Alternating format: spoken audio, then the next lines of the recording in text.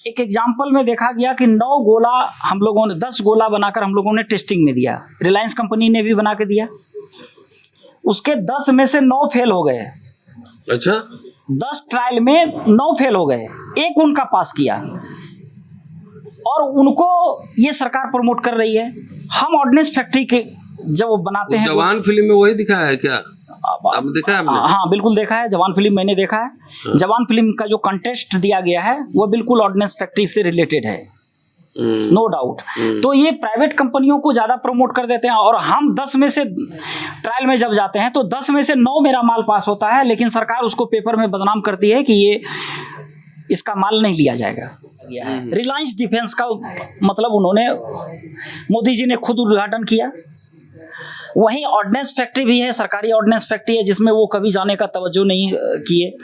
रक्षा मंत्री जाते हैं तो रिलायंस कंपनी पर फोटो जाकर खिंचाकर वापस चले आते हैं। बड़े शर्म की बात लगती है, आप सरकारी हैं कि प्राइवेट कंपनी के क्या उसको कहा जाए, प्रमोटर हैं, ये समझ में नहीं आता है।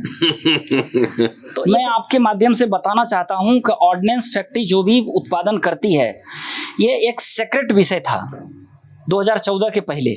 सीक्रेट मैटर था कि हम क्या बनाते हैं, कैसे बनाते हैं, क्या उसका टेक्नोलॉजी है, ये पब्लिकली किसी को मालूम नहीं रहता था। जैसे ही 2014 में ये सरकार बनी, वर्तमान सरकार ने सबसे पहले मेरे एक मशीन पर जो काम हो रहा है उसका वीडियोग्राफी मंगाया। वीडियोग्राफी मंगाकर रिलायंस कंपनी को उसका पूरा सिस्टम बताया गया कि ये चीज हो सकता है। अब ऐसे ऐसे आधुनिक मशीन हैं आयुध निर्माणियों के पास जी, जो किसी एशिया महादेश में इतनी अच्छी मशीन किसी दूसरे के प्राइवेट कंपनी के पास नहीं है या किसी दूसरे सरकारों के पास नहीं है। इसके बावजूद जब से ये बीजेपी सरकार आई है तब से ये देखने को मिला है कि इनका एक ही उद्देश्य है, किसी भी तरह से आयुध निर्माणियों को प्राइवेट कर दिया जाए। प्राइवेट मतलब अडानी बनाएगा? प्राइवेट करने का मतलब है कि आयुध निर्माणियों के पास अंबानी, जूनियर अंबानी, अनिल अंबानी, रिलायंस को दे दिया गया है। दे दिया गया।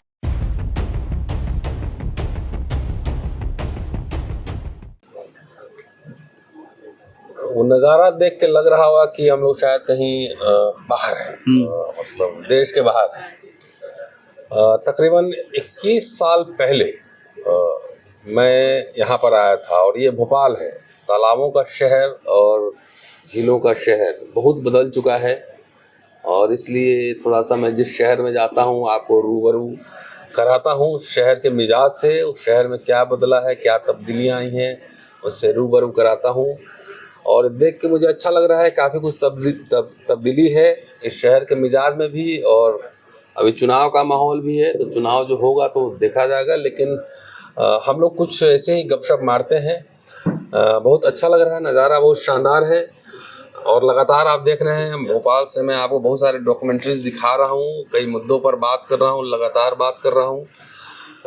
और अभी मैं लेक के पास एक होटल में हूँ और 21 साल पहले मैं वहाँ पर यहाँ पे ठहरा था। मेरे साथ मेरे एक दोस्त हैं, प्रेम सागर हैं, ऑर्डिनेंस फैक्ट्री में काम करते हैं जो मिनिस्ट्री ऑफ डिफेंस का पार्ट है, नागपुर में पोस्टेड हैं और इसके साथ साथ national movement for old pension scheme के राष्ट्रीय संयोजक हैं। इनसे बात करेंगे। मुखर हैं, सरकारी नौकरी में है लेकिन मुखर है। हमारी जॉब कुछ अलग तरह की है और हम तो जो बात करते हैं हम तो सरकार से भी बात करते हैं, मंत्री से भी बात करते हैं और हम प्रोटोकॉल के बाहर हैं।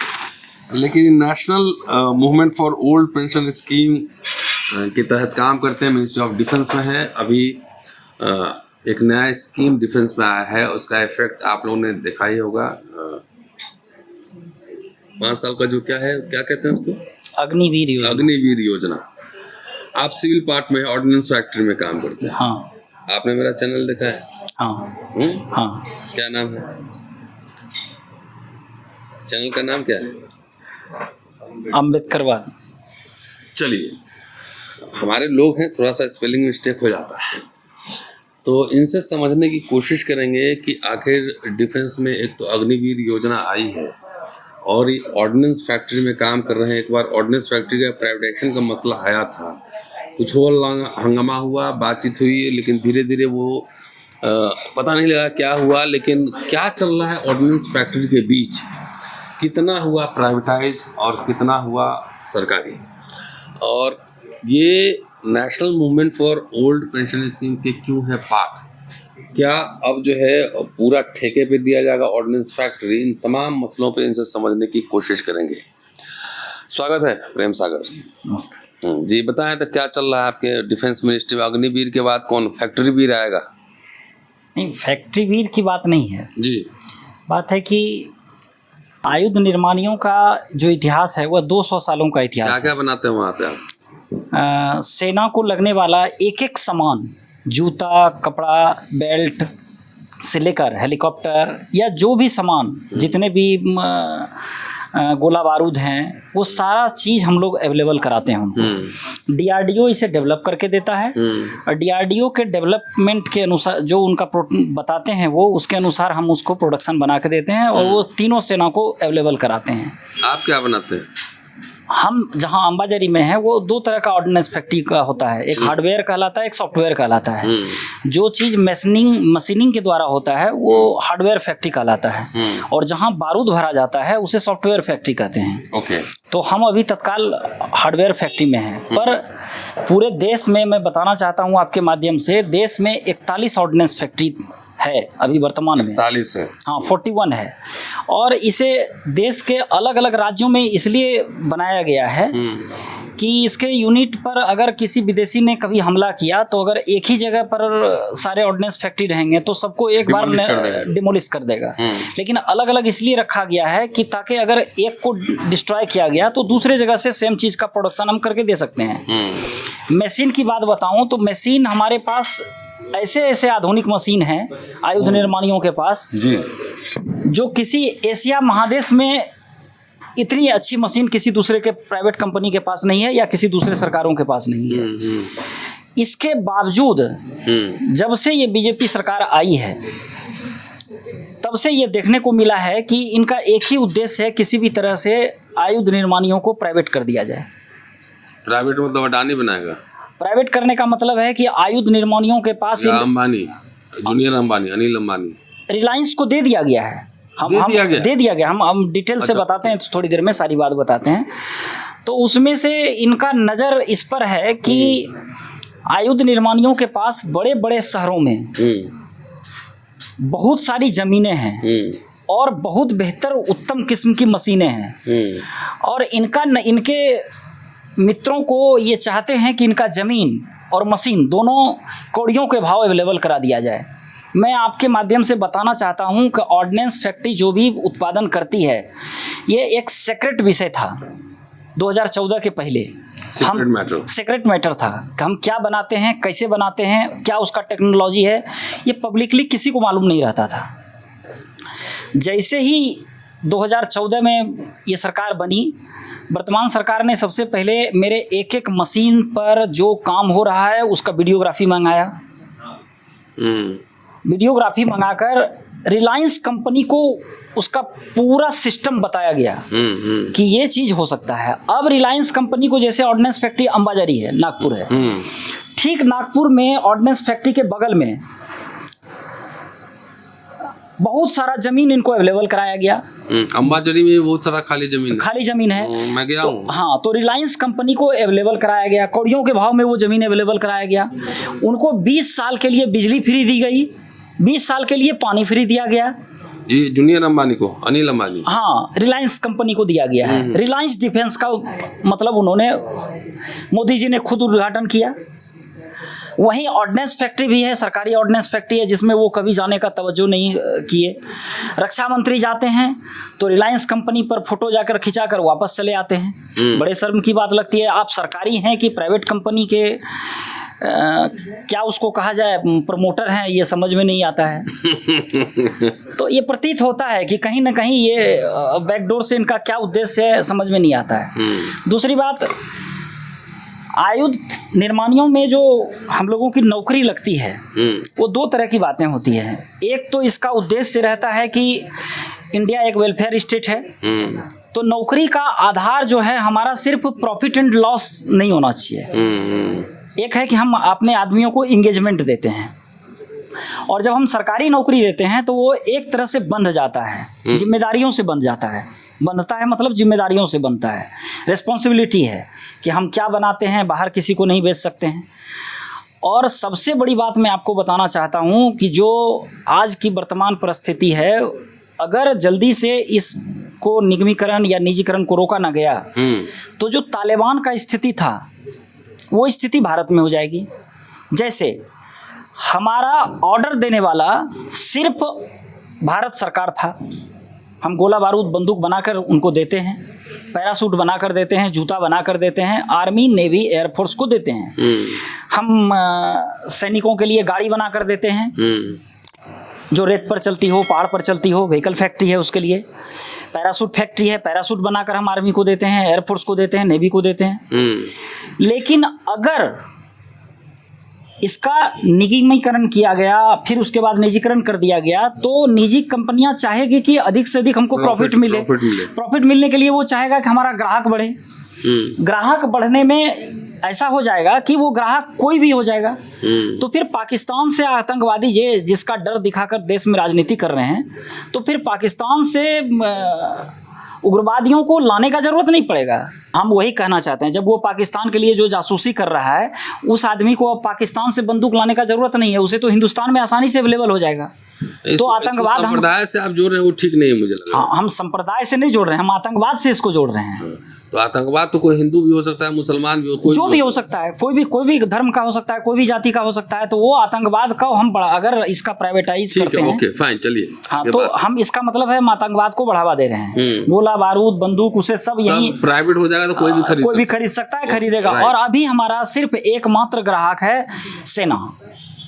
हमारा ऑर्डर देने वाला भी सेना है और ग्राहक भी हमारा सेना है। हम बनाते हैं, किस टेक्नोलॉजी से बनाते हैं वो किसी को नहीं बताते हैं। ज्वाइन करने के दिन हम लोग शपथ लेते हैं कि इस टेक्नोलॉजी को हम कभी बाहर नहीं डिक्लेयर करेंगे और ना करते हैं। लेकिन सरकार ने खुद ही, इस वर्तमान सरकार ने क्या किया, मेरे एक ऑर्डिनेंस फैक्ट्री में बनने वाले एक एक चीज़ का टेक्नोलॉजी को उन्होंने वीडियोग्राफी करवाया और वो प्राइवेट कंपनी को दिया, और प्राइवेट कंपनियों को ज़्यादा वो बढ़ावा दे रहे हैं। अब मैं एक दूसरा एग्जांपल देता हूँ, प्राइवेट कंपनियों को कैसे बढ़ावा देते हैं। एक एग्जांपल में देखा गया कि 9 गोला हम लोगों ने 10 गोला बनाकर हम लोगों ने टेस्टिंग में दिया, रिलायंस कंपनी ने भी बना के दिया। उसके 10 में से 9 फेल हो गए। अच्छा, 10 ट्रायल में 9 फेल हो गए, एक उनका पास किया, और उनको ये सरकार प्रमोट कर रही है। हम ऑर्डिनेंस फैक्ट्री के जब वो बनाते हैं, जवान फिल्म में वही दिखाया है क्या? आपने देखा है? हाँ बिल्कुल देखा है, जवान फिल्म मैंने देखा है। जवान फिल्म का जो कंटेस्ट दिया गया है वो बिल्कुल ऑर्डिनेंस फैक्ट्री से रिलेटेड है, नो डाउट। तो ये प्राइवेट कंपनियों को ज़्यादा प्रमोट कर देते हैं, और हम 10 में से ट्रायल में जब जाते हैं तो 10 में से 9 मेरा माल पास होता है, लेकिन सरकार उसको पेपर में बदनाम करती है कि ये इसका माल नहीं लिया जाएगा। ये वर्तमान स्थिति है। दूसरी बात, अब आते हैं नौकरी पर। आपके स्टाफ में क्या रिएक्शन है इस पे? स्टाफ में पूरे ऑर्डिनेंस फैक्ट्री के जितने कर्मचारी हैं, जितने अधिकारी हैं, सारे लोग एक मत से हैं कि इनका प्राइवेटाइज नहीं किया जाना चाहिए, इसका निगमीकरण नहीं किया जाना चाहिए। कितना हुआ, कितना परसेंट हुआ है? 100% इसका निगमीकरण कर दिया गया। 1 अक्टूबर को इनका मतलब इसका क्या मतलब? निगमीकरण का मतलब है कि सब ऑर्डिनेंस फैक्ट्री अलग अलग है, इंडिपेंडेंट है, क्या मतलब है इसका? ऑर्डिनेंस फैक्ट्री को निगमीकरण का हिस्ट्री मैं बताता हूँ कि कैसे उन्होंने किया। मतलब क्या है ये बताइए। हाँ, मैं क्लियर करता हूँ। जब इस देश में कोरोना काल था, सरकार ने बड़ी चालाकी से, मैं बिल्कुल एकदम जिम्मेवारी के साथ ये बात बता रहा हूँ कि कोरोना काल में सरकार ने बिल्कुल इसका कोरोना का गलत इस्तेमाल किया, और देश में सब कुछ जब बंद था, उस बंद स्थिति में उन्होंने 2020 में आयुध निर्माणियों का निगमीकरण कर दिया। क्या मतलब है उसका? निगमीकरण कैसे किया? इनको 7 टुकड़ों में बांट दिया। हाँ, ये बताइए ना, कंटेंट बताइए। हाँ, कंटेंट ये है कि उसको 7 टुकड़ों में पहले बांट दिया। जैसे एम्यूनिशन फैक्ट्री बना दिया, MIL बना दिया गया, YEL बना दिया। टेक्निकल टर्म है उसका। टेक्निकल टर्म में जैसे 7 फैक्ट्री को मिलाकर 1 यूनिट बना दिया गया। चलिए, ओके। ऐसा बना के इसको निगमीकरण किया गया। निगमीकरण का मतलब होता है कि आप खुद कमाओ खुद खाओ। आप सरकार के लायबिलिटी से आप लोग नहीं कहते, क्या मतलब है ये बताइए। हाँ, निगमीकरण का मतलब है कि आप खुद कमाओ खुद खाओ। जबकि सरकारी सिस्टम, जितने भी सरकारी उपक्रम है, जैसे एक शिक्षक है, वो स्कूल में पढ़ाने जाता है, वो पैसा कहाँ से कमाएगा और कहाँ से वो उत्पादन करेगा? और वो अपनी मतलब सरकार ने अपने लायबिलिटीज से कर्मचारियों के वेतन, कर्मचारियों के भत्ते, कर्मचारियों को मिलने वाली सुविधाएं, ये सारे चीज खत्म कर दिया। तो इसका मतलब है जो अभी आप मूवमेंट में हैं, अभी वर्तमान में हम लोगों ने ये कोशिश किया है कि तब सरकार झूठ बोली एक बार, बोला कि हमने आयुध निर्माणियों का निगमीकरण किया है, कर्मचारियों का निगमीकरण अभी नहीं किया है। अभी आप एज इट इज सरकारी कर्मचारी हैं। तो अभी 2024 का चुनाव देखते हुए 1 अक्टूबर 2023 को हमारा निगमीकरण का टाइम खत्म हो रहा था।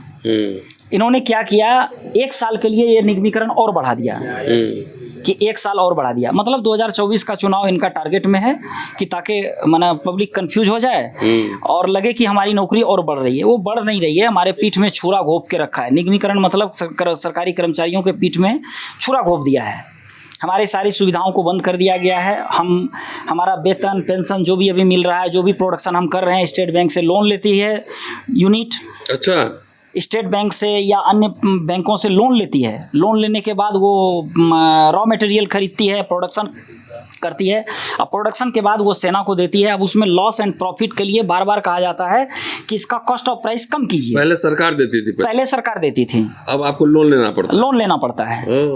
सरकार ने कह दिया कि हाँ, आप मेरे लायबिलिटीज में नहीं हैं।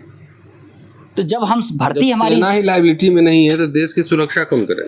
तो यही मैं आपके माध्यम से बताना चाहता हूँ कि ये देश की सुरक्षा के साथ पूरी तरह से खिलवाड़ किया जा रहा है और प्राइवेट कंपनियों को इसके जमीन, इसका जो मेन जो है सब बड़े बड़े शहरों में जो जमीन है और इसके पास जो मशीन है, वो अपने सेना को कहते हैं कि बहुत बड़ा लैंडलॉर्ड है, पूरे देश में बहुत जमीन है इसके पास।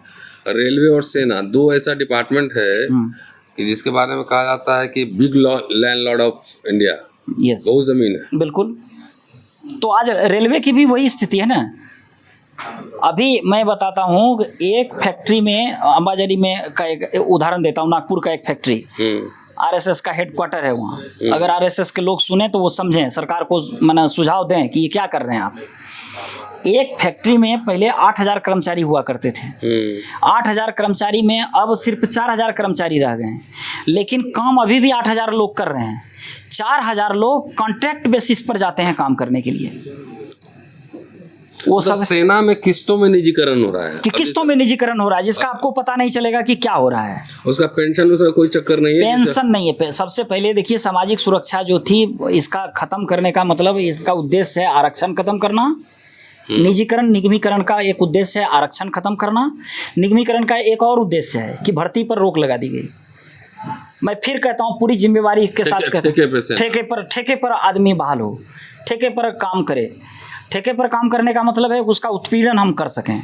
उसके मौलिक अधिकार जो हैं, हर कर्मचारियों का एक मौलिक अधिकार है जो बाबा साहब अम्बेडकर ने हम लोगों को दिया है कि किसी भी चीज़ का एक मौलिक अधिकार है जो हम नौकरी करते हैं, उसका दायरा है। खामियाजा जो है तो सेना के तमाम अंगों को भुगतना पड़ेगा ना। भुगतना ही है, भुगत रहे हैं, भुगतना पड़ नहीं रहा है, बल्कि भुगतना पड़ रहा है। अभी भुगतना बाद में नहीं है, अभी से ही शुरू हो गया है उसका खामियाजा। अपॉइंटमेंट कब हुई? मेरा 2010 में नियुक्ति हुई।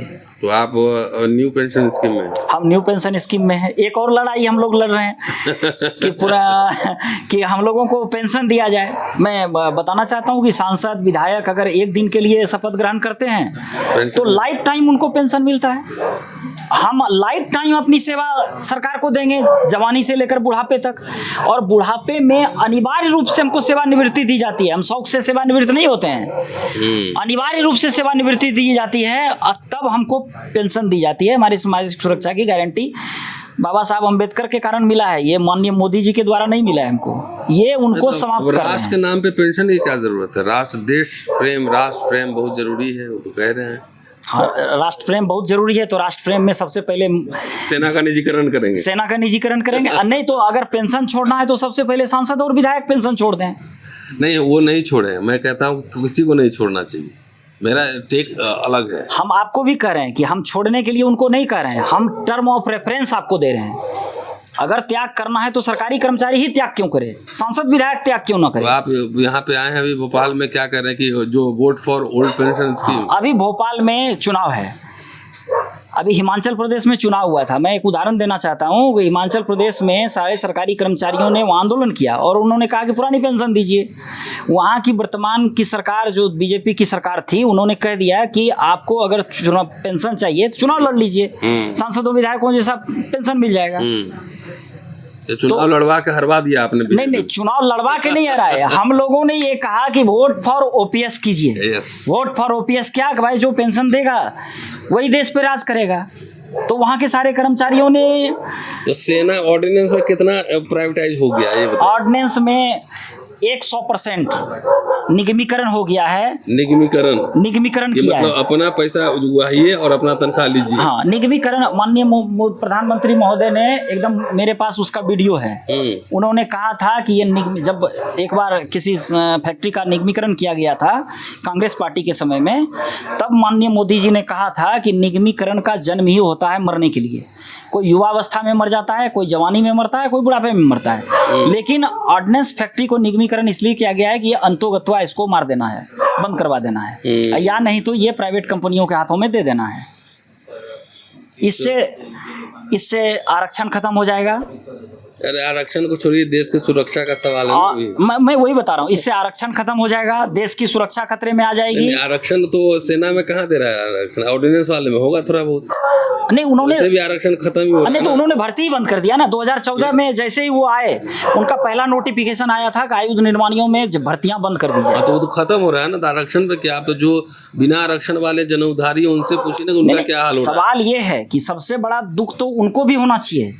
हो रहा है कि नहीं हो रहा है? हाँ, बताइए। जो आपके फैक्ट्री में जितना जनों ब्रांड है, हाँ, उसको दुख नहीं हो रहा है? बिल्कुल होना चाहिए, नहीं हो रहा है। होना चाहिए, नहीं हो रहा है कि नहीं हो रहा है? नहीं हो रहा है, उनको नहीं हो रहा है। हाँ तो ठीक है, नहीं हो रहा तो सबसे ज्यादा कुटाई उन्हीं की होनी है। क्योंकि जब भर्ती होती थी तो वो लोग ज्यादा नौकरी में आते थे, बाकी तबके के लोग बहुत कम मात्रा में, जो आरक्षण जितना है उतने भी कम मात्रा में आते थे। लेकिन ये सबसे बड़ा चोट तो उनको पड़ा है, नहीं समझ में आ रही। अब वो उनको समझ में नहीं आ रहा है। चलिए, तो अग्निवीर की तरह जो है ना, अब ऑर्डिनेंस वीर आएंगे। नहीं, ऑर्डिनेंस वीर भाई भर्ती होना शुरू हो गया है। अच्छा, 4 साल के लिए वो आते हैं, ठेकेदार उसका आधा पैसा रख लेता है, आधा पैसा उसको देता है, और जिसको चाहता है जब नौकरी से निकाल देता है, जिसको चाहता है नौकरी पर रखता है, नहीं तो फिर दूसरे दिन उसको निकाल देता है। अच्छा, ये स्थिति आ गई है। अब आपस में ही लोग गेट पर लड़े भिड़े रहते हैं कि आज मैं ड्यूटी पर जाऊंगा। जैसे प्राइवेट सिक्योरिटी गार्ड जब एजेंसी चेंज होता है तो वैसे सब चेंज होने, वैसे सब चेंज होने लगते हैं, और सब एक दूसरे से लड़े रहते हैं कि आज मैं ड्यूटी जाता कि आज तुम ड्यूटी जाता। चलिए, तो प्रेम सागर से लगातार बात करेंगे, इनसे नंबर में लेता हूं। और सेना में कैसे किस्तों में क्या निजीकरण की राह पे ही है? बिल्कुल, पहले कदम पर, पहले सीढ़ी पर, पायदान पर उन्होंने कदम रख दिया। देश की सेना जो है वो निजीकरण की राह पे चल दे तो वहाँ सेना नहीं रहती है, फिर मिलिशिया रहती है, किराए पे मंगाए जाते हैं और किराए पे लड़े जाते हैं। और वैसे भी मोदी साहब के रोल मॉडल तो इजराइल है। वहाँ क्या होना है आप देख रहे हैं, क्या हो रहा है वो भी देख रहे हैं। Keep watching us. एंड ये पूरा it is about information of knowledge. और यहाँ कोई न्यूज़ हम लोग नहीं बात करते हैं, कुछ ना कुछ डॉक्यूमेंट्रीज पे बात करते हैं, कुछ नई इन्फॉर्मेशन के साथ। और ये एपिसोड था कि सेना में कैसे हो रहा है निजीकरण, और जब ये धीरे धीरे बढ़ते फिर पता लगा ब्रिगेडियर भी निजी आ गया। सब टोटल मैनेजमेंट सिस्टम ला रहा है। कर्नल भी आ गया, सब मैनेजर, सारे मैनेजमेंट सिस्टम किस्तों में आएगा। नहीं, किस्तों में आएगा वो। अगर मोदी साहब आ जाएंगे तो विश्व गुरु बनाते सब वो किस्तों में सेना का भी निजीकरण कर देंगे। चलिए, शुक्रिया, कीप वॉचिंग अस। जल्दी मिलता हूँ आपसे अगले एपिसोड।